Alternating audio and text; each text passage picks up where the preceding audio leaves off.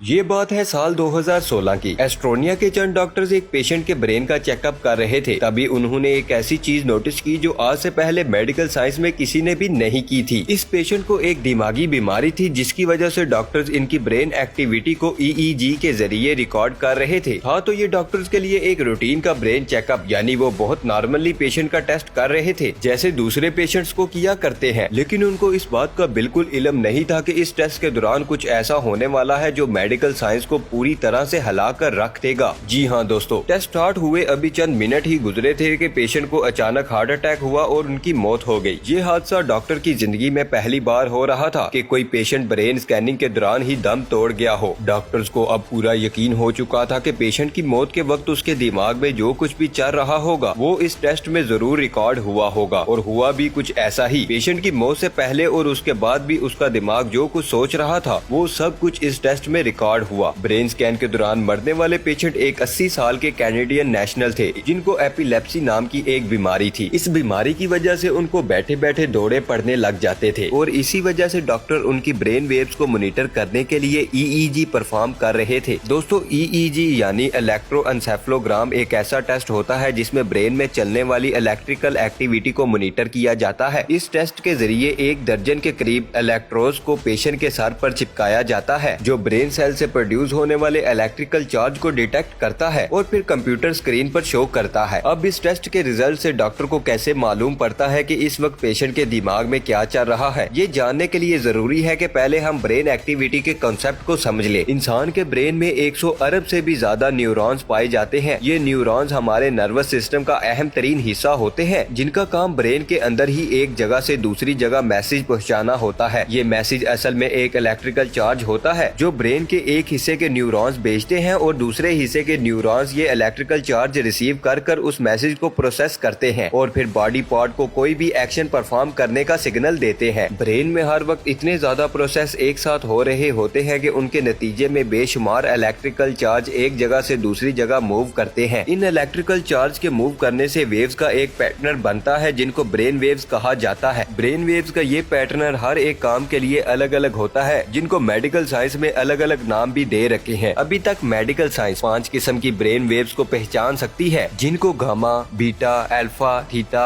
और delta waves के नाम से जाना जाता है। अल्फा ब्रेन वेव्स का पैटर्न कुछ इस तरह का होता है और इसकी फ्रीक्वेंसी 8 से लेकर 12 हर्ट्ज तक होती है, यानी 1 सेकंड में ये वेव 8 से लेकर 12 मरतबा तक बनती है। हमारा ब्रेन अल्फा वेव्स तब प्रोड्यूस करता है जब हमारा दिमाग बिल्कुल रिलैक्स होता है। ठीक उस वक्त जब हम सुबह सुबह नींद से उठते हैं और अपने बेड पर ही लेटे लेटे रिलैक्स कर रहे होते हैं। या फिर अल्फा वेव्स तब ही प्रोड्यूस होती हैं जब कोई इंसान योगा प्रैक्टिस कर रहा हो। अब जानते हैं बीटा वेव्स के बारे में। बीटा वेव्स का पैटर्न कुछ इस तरह का होता है जिसकी फ्रीक्वेंसी 12.5 से लेकर 30 हर्ट्ज तक होती है और ये तब तक होती है जब हम अच्छी तरह जाग जाते हैं और अपने काम में बिजी हो जाते हैं। इसके अलावा बीटा वेव्स तब ही प्रोड्यूस होती हैं जब हम कुछ सोच रहे होते हैं या फिर किसी चीज पर कॉन्सेंट्रेट कर रहे होते हैं। गामा वेव्स की फ्रीक्वेंसी 25 से लेकर 140 हर्ट्ज तक होती है और ये तमाम ब्रेन वेव्स में सबसे ज्यादा फ्रीक्वेंसी वाली वेव्स होती है। हमारा ब्रेन गामा वेव्स तब प्रोड्यूस करता है जब हम बहुत ज्यादा एक्टिव होते हैं और किसी इंतहाई कॉम्प्लेक्स किस्म के काम को परफॉर्म कर रहे होते हैं। जो लोग बहुत ज्यादा इंटेलिजेंट होते हैं और किसी भी मुश्किल तरीन प्रॉब्लम का मिनटों में सोल्यूशन निकाल लेते हैं, उसके पीछे गामा वेव्स ही होती है।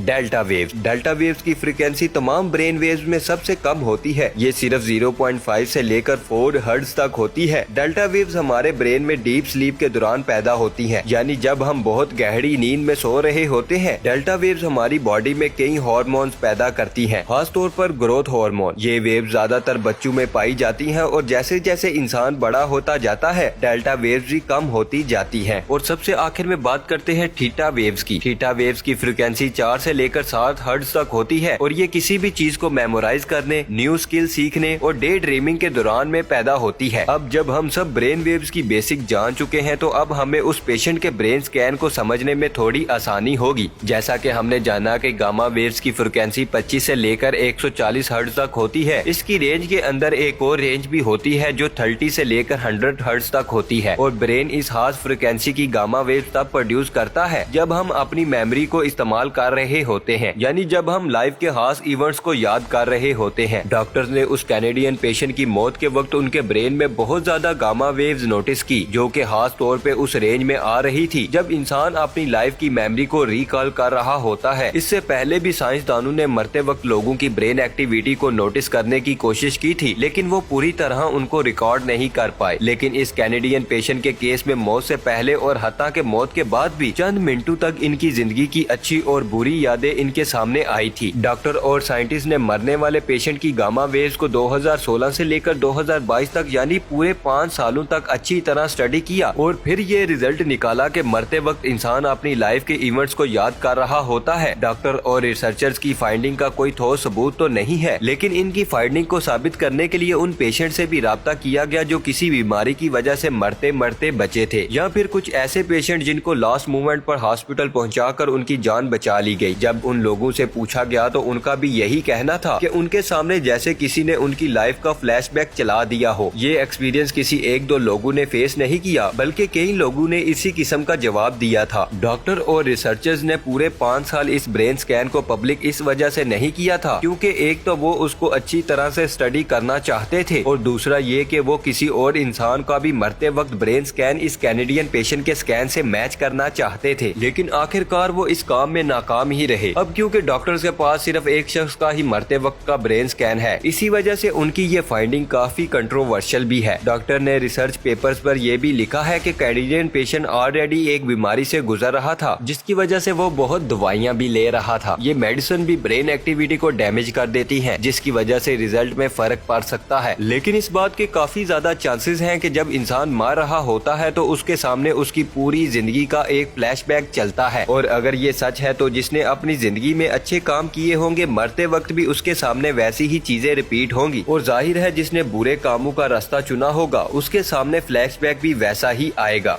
जी हाँ दोस्तों, ये थी हमारी आज की वीडियो। डॉक्टर्स की इस रिसर्च के बारे में आपका क्या ख्याल है, कमेंट सेक्शन में जरूर बताइएगा। उम्मीद है आप सबको वीडियो पसंद आई होगी। इंशाल्लाह मिलेंगे नेक्स्ट वीडियो में। अल्लाह हाफिज दोस्तों।